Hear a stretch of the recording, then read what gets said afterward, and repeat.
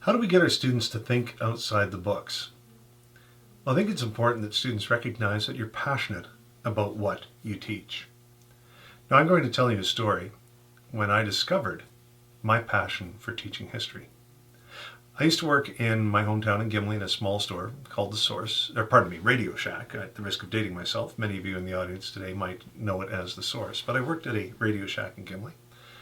And every day, a car would pull up right in front of our store, and every day, a gentleman 40 years my senior would get out of the car and come into the store while his wife would drive off and run some errands.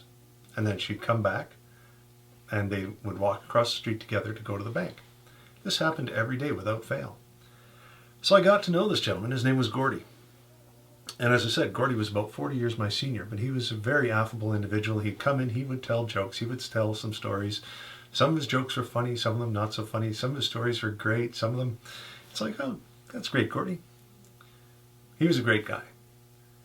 And after a while, I got to that comfort zone with Gordy where I said, can I ask you a question, Gordy? Why is it that Wilma drives? How come you don't drive? And he said to me, well, that's because I'm legally blind. Now, at first, I have to admit, I had a bit of a politically incorrect chuckle because, as I said before, he and his wife, Wilma, would go to the bank across the street. And my sister happened to work at the bank, and I would say to my sister, do you know Gordy? And she said, yeah.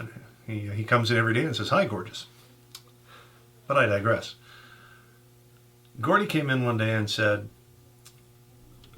I won't see you for a couple of weeks, so you're going to miss my stories and my jokes. And we said, well, we'll debate that point, Gordy. But he said, you're going to miss me for the next 2 weeks because I'm going on a reunion.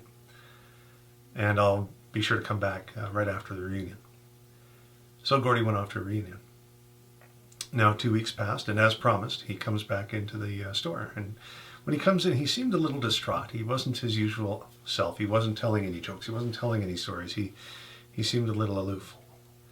So I said, Gordy, what's wrong? He said, well, I saw a lot of friends at that reunion, but the person that was the most important to me wasn't there.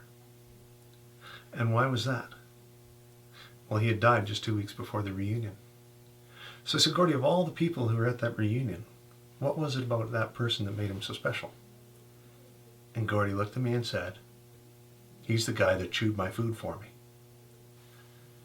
Now I was really taken aback by that.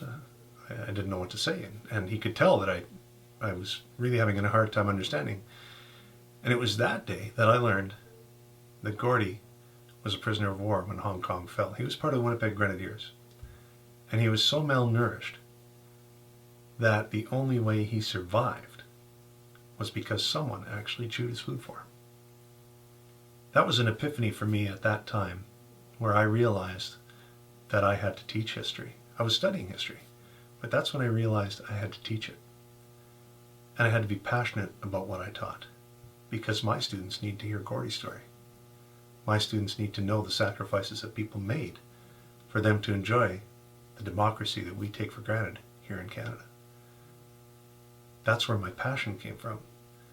History in itself is not an easy sell, but if you're passionate about history and you challenge your students to think outside the books, they see that passion, they recognize that passion, and they are engaged in history.